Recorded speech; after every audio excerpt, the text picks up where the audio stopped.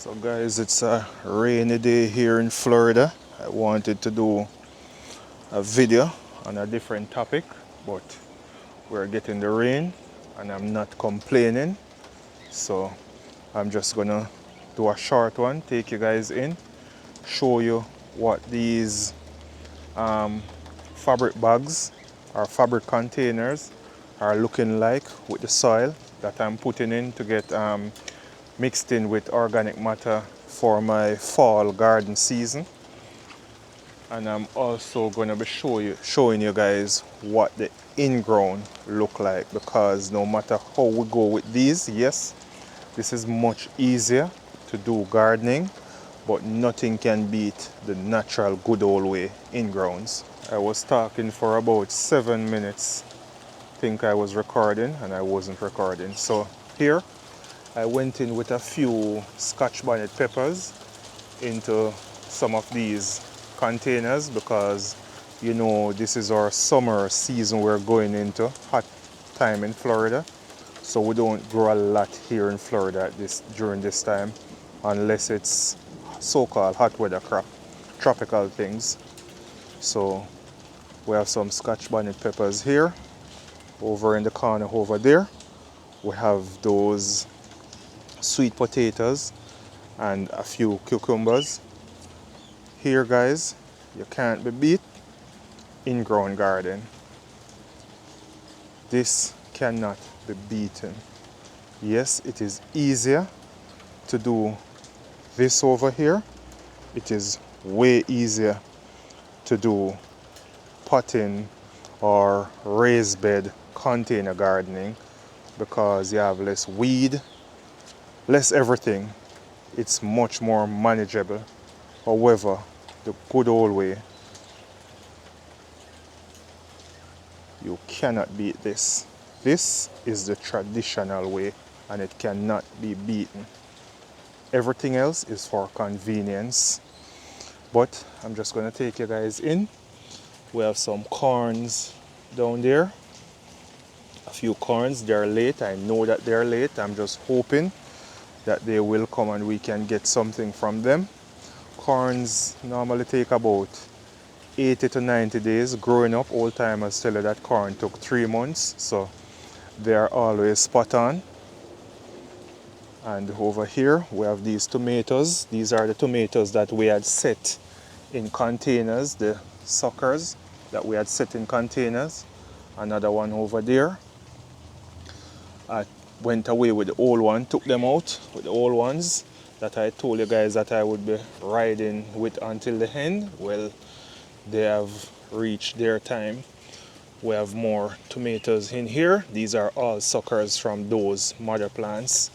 A few okras down there coming up, and I should have a few more, but this is how I love to plant things together, guys, because it keeps away a lot of pests. It's like a communion planting where one plant may ward off something that the next plant is maybe a bit finicky to, and that plant may be a bit more resilient or have a stronger resistance towards it. So we're just coming around. In here we have our green onions. Focus. We have our green onions down there. That's a large patch of green onions I have there, but because the amaranth and the squashes are coming over, you can't see it well, but that is the way I had was to keep them to go through those hot, dry months. Here, this row is where we have the peppers, the yellow and red bell peppers, also some Scotch bonnet peppers inside there. Everything is going on good. We still have cabbages inside here that haven't been harvested as yet, but because I have them covered, most of them, they're still good to go. So I'm preserving them with the cover of leaves. So I have some cover crops that is keeping the cabbages for me right now in these hot times in Florida. I have a roselle right here. I'm not sure if you guys are seeing it now. I have a roselle right here. Have a few more over on the far side. And here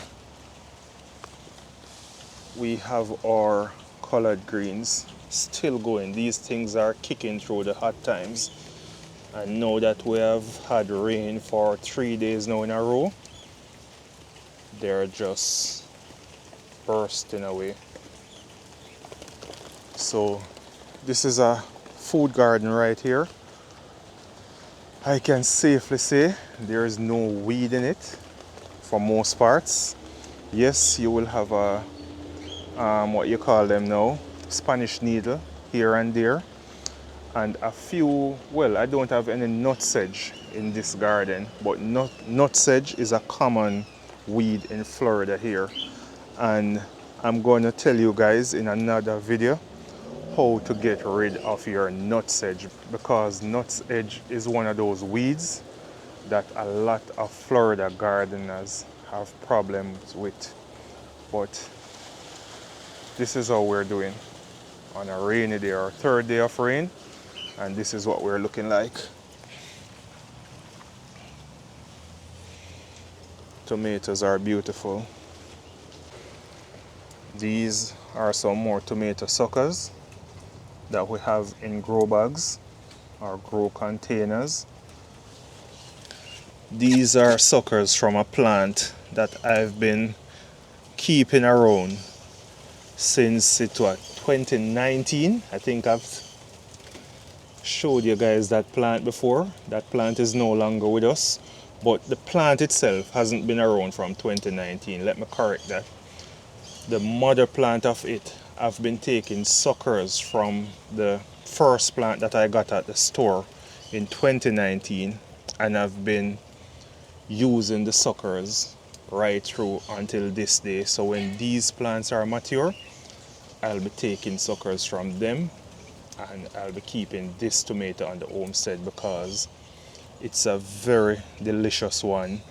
It looks more like a beefsteak, but I'm not sure what it is. I've had it for so long, but the flavor is very rich.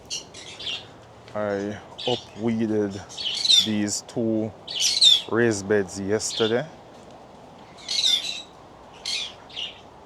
and they have this one has thyme in it and a few amaranth. I'm just gonna leave those because we're really heading into our summer months now, where these will survive and keep this bed occupied.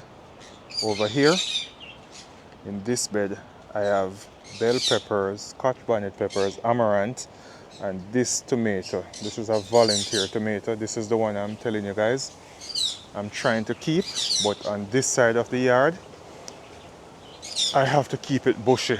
I'm not going to cut it back. I have to let common sense prevail and keep this one through the summer months and see how much fruits we can get off it. As it is now, I can get a ton of suckers from it, so I will be taking suckers from it, not a lot because I haven't tasted the fruits of this tomato plant as yet. So as we go along, I'll just keep you guys updated on this one. Around here, I have a melon that got stuck on top. Not sure if you guys seen it through there. There it is. But I was able to release it. I have a few more smaller melons coming in, and they're all over. They're all over. And when I take you guys down, this is what the floor of it looks like. So it is not overrun by anything. I try to keep the root area of the melons less covered with things, so I don't have amaranth shade in it or anything, because melon need a lot of sunlight, especially for the root system. Yes, they do take water, but they need a lot of sunlight. I had some time in this container that was struggling. I was watering them with the faucet water for about 6 weeks or so because we haven't had rain in a while. I think it was a spell of about 6 weeks, 5.5 weeks where we didn't get any rain in my area, my location. And now that it's coming in, everything is just coming back to life. And I spoke about the waters from the heavens to you guys the other day, and this is what I'm talking about. There is no other water like the waters from the heaven. This is it. So everything is coming to life now. With the rain, everything is just getting beautiful. 3 days of rain and my lawn is coming back. Those black spots that you're seeing in the lawn is just some low spot that I've put some soil, because when we're playing volleyball, those are the pressure points that get eat out. But everything is coming back to life now in Florida. Yes, it's not the best time to garden here, but we're getting super green for our subtropical and tropical plants.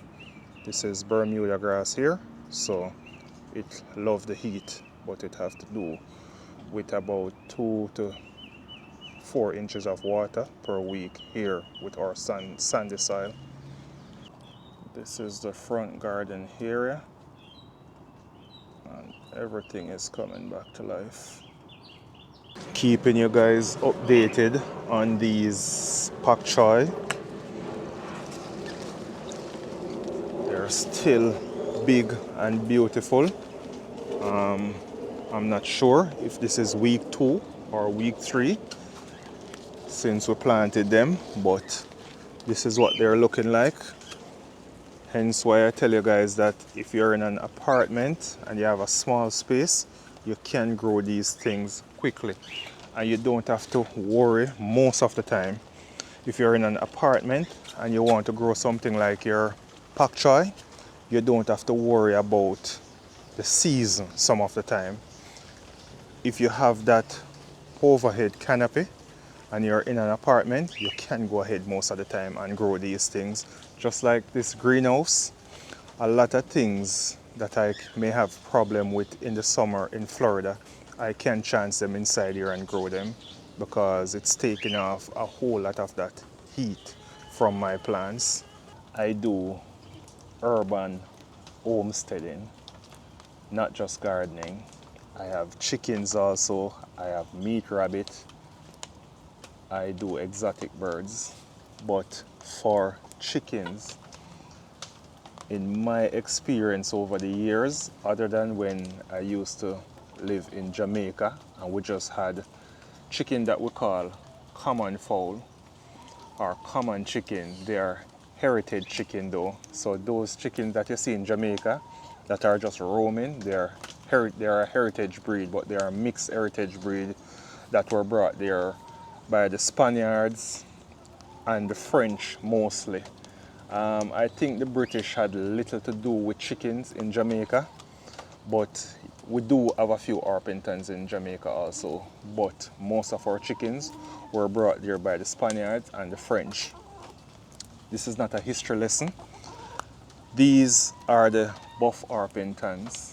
If you're in a urban setting and you want a quiet but prolific egg-laying chicken, I think this, or I would suggest these chicken, buff Orpingtons.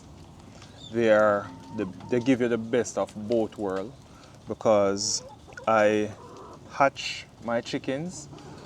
Whenever I get the roosters, I will send them to freezer camp after 16 to 18 weeks, and they will weigh between 5 and 7 pounds. Yes, it's not a lot, it's not matching up back with the Cornish cross, but it's a dual purpose breed, you can call it.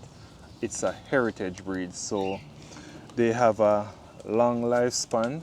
They are not prone to as many diseases as the Cornish cross or your regular hybrid meat chicken.